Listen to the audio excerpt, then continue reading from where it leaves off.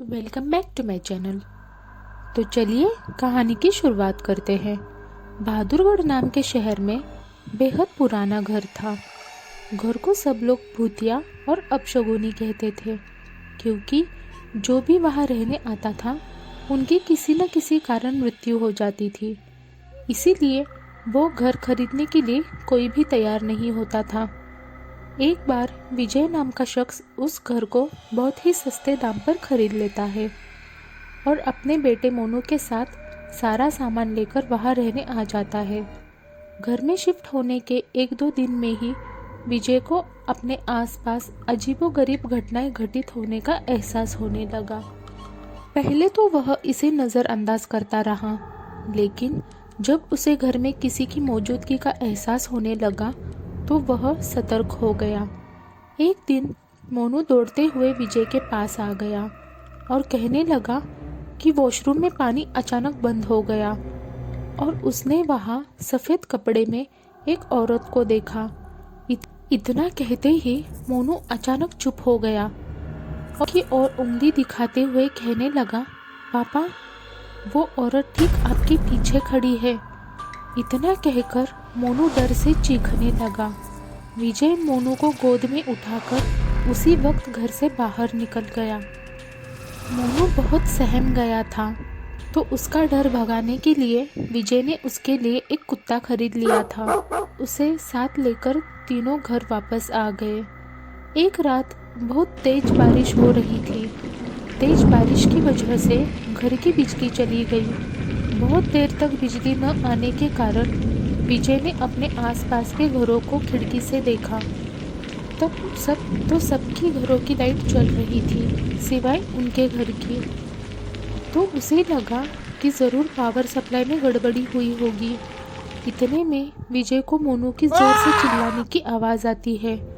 मोनू को दोबारा से घर में वो औरत दिखाई देती है। सफ़ेद साड़ी पहने हुए, लंबे घने खुले बाल, मुंह से टपकता खून, बड़े बड़े नाखून। ये सब देखकर मोनू जोर जोर से चीखने लगा, पापा, पापा। विजय भागता हुआ आता है, परंतु विजय को वहाँ पर कोई भी नज़र नहीं आता। विजय मोनू को गले लगाकर उसे शांत कर देता है और अपने साथ बिजली ठीक करने के लिए पावर हाउस ले जाता है।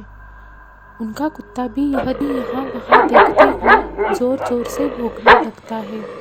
विजय को आभास होता है कि कोई उनके पीछे पीछे आ रहा है।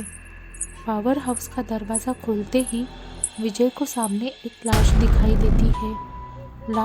लाश देखकर मोनू भी डर के मारे चिल्लाने लगता है। विजय अपने बेटे को लेकर तुरंत दरवाज़ा खोलकर घर से बाहर भागने की कोशिश करने लगता है। घर से बाहर निकलते हुए अचानक विजय का पाँव दरवाजे के पास बनी लकड़ियों की सीढ़ियों में फंस जाता है और बहुत कोशिश करने पर भी वह पाँव बाहर नहीं निकाल पाता। मोनू अपने पापा को बाहर खींचने की कोशिश करता है, लेकिन काफ़ी प्रयास करने पर भी विजय को बाहर नहीं निकाल पाता। कोई उपाय न सूझने पर मोनू अपने कुत्ते के साथ घर के अंदर चला जाता है, ताकि अंदर से विजय को बाहर धक्का देकर निकाला जाए।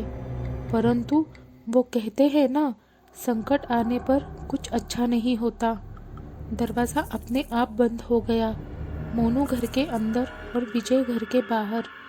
काफ़ी मशक्क़त करने के बाद विजय अपना पाँव बाहर निकालने में सफल हो जाता है। विजय तुरंत दरवाज़ा तोड़कर अंदर चला जाता है और चारों ओर मोनू की तलाश करता है, लेकिन उसे ना तो मोनू और ना ही कुत्ते का कुछ पता चल पाता है। विजय पुलिस कंप्लेन करता है, परंतु पुलिस को भी कोई सुराग नहीं मिलता। आखिर मोनू कहाँ गायब हो गया। विजय हार मान लेता है और उनके दोबारा मिलने की आस में वहीं रहने लगता है। कुछ दिन बाद विजय बिजली की लाइट ठीक करने के लिए एक इलेक्ट्रीशियन को बुलाता है, लेकिन घर में दाखिल होने से पहले ही वह दरवाजे से ही उल्टे पैर भाग जाता है। विजय के पूछने पर वो कहता है कि आपके घर में एक औरत, एक बच्चा और एक कुत्ते का भूत दिखाई दे रहा है। इलेक्ट्रीशियन की ये बात सुनकर विजय बहुत दुखी हो जाता है उसे एहसास हो जाता है कि अब उसका बेटा कभी लौटकर नहीं आएगा। उसके बाद विजय वह घर छोड़कर हमेशा हमेशा के लिए चला जाता है। मॉरल ऑफ द स्टोरी, कहानी से सीख, कभी भी किसी पर मैं वह धन निवेश करने से पहले जांच पड़ताल कर लेनी चाहिए। ऐसी ही और कहानी के लिए लाइक, शेयर एंड सब्सक्राइब ज़रूर करें। धन्यवाद।